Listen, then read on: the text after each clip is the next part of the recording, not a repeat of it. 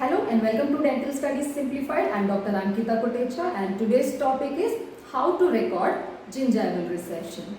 Although there are various classifications available till date for classifying gingival recession or recording gingival recession, the most commonly used classification is that given by Miller in the year 1985. Although associated with drawbacks, but still most commonly used or implemented one. For this classification, we require a periodontal probe and a mouth mirror. Periodontal probe because we will record the dimensions of the recession defect, that is the height and the width. Apart from these dimensions, the other factors that are considered for this particular classification per se is the position of the mucogingival junction, interdental bone level on radiograph and the interdental soft tissue level. So, according to this classification that is given by P. D. Miller in the year 1985,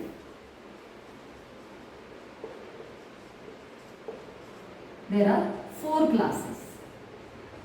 We will discuss each one of them and also simultaneously highlight the differences. So, the main considerations are the mucogingival junction, the interdental soft tissue level, the interdental bone level and prognosis. So, for class 1, it does not cross mucogingival junction, that is, it is within the mucogingival junction, no bone loss or soft tissue loss, and so 100% root coverage can be expected. The outcome can be 100% root coverage because the defect is very much within the mucogingival junction, that is within the attached gingiva, no soft tissue loss or bone loss in the interdental region, and hence 100% root coverage can be anticipated. So, the defect looks like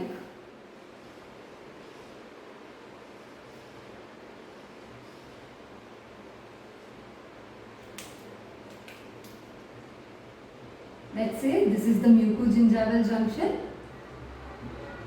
then this is a defect possible, maybe narrow or maybe wide, but it is within the mucogingival junction. This is class 1 gingival recession according to Miller.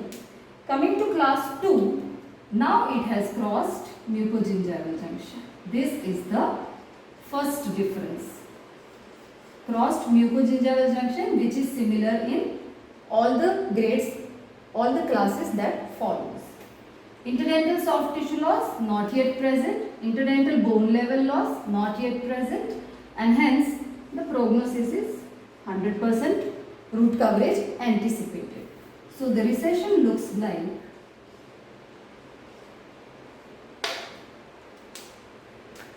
this is the mucogingival junction and hence or even the wider one. See, it has crossed the mucogingival junction. This is the major difference between class 1 and class 2, and all the other factors are same, that is no soft tissue loss in the interdental region and no bone loss in the interdental region, and hence 100% root coverage can be anticipated in both the classes in spite of the fact that class 2 recession crosses mucogingival junction. Clear? Now coming to class 3, as already mentioned, it crosses mucogingival junction and here there is slight loss of interdental soft tissue and slight loss of interdental bone, and so partial root coverage is anticipated. Because of these two contributing factors which governs the prognosis, which governs the treatment outcome, these are the elements, that is the interdental soft tissue component, that is the papilla, and the interdental bone level, which contributes to the successful treatment outcomes, are now lost partially. That is why partial root coverage can be anticipated. So, the recession defects looks like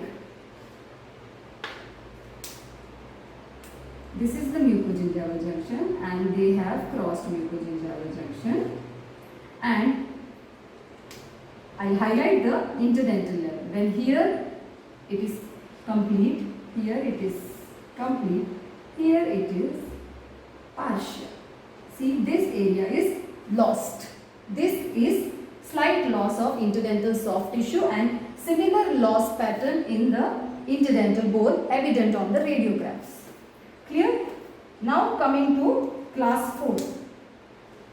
Here again it has crossed the mucogingival junction and there is severe loss of interdental soft tissue and severe loss of interdental bone as evident on radiograph, and hence root coverage cannot be anticipated at all.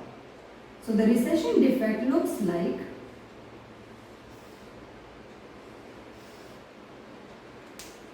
this is the mucogingival junction and this is the recession defect, let's say, and the soft tissue level can be anticipated somewhere here. This is the amount of soft tissue loss. Complete loss in certain cases as well, which are extremely severe. There we have extreme or complete loss of the interdental components, both soft tissue and bone. That is why severe loss of both soft tissue and bone in the interdental region. This is class 4. Clear demarcation between all the 4 classes. The main demarcation between 1 and 2 is the position of mucogingival junction in relation to the recession defect. Here it is very much within the mucogingival junction, that is in the attached gingiva zone, and class 2 onwards they have crossed the mucogingival junction. This is the first distinctive feature between class 1 and the rest of the classes. The second distinctive feature begins between class 2 and the remaining classes, that is the beginning of the loss of interdental soft tissue and bone here. Class 3 onwards there begins loss of interdental soft tissue and interdental bone, which becomes slight to severe. That is from class 3 to class 4 the loss is slight to severe in both soft tissue and bone levels. Clear? This completes the classification of gingival recession. That is recording a gingival recession during clinical examination, both in terms of the height and the width, be it narrow or wide, deep or shallow.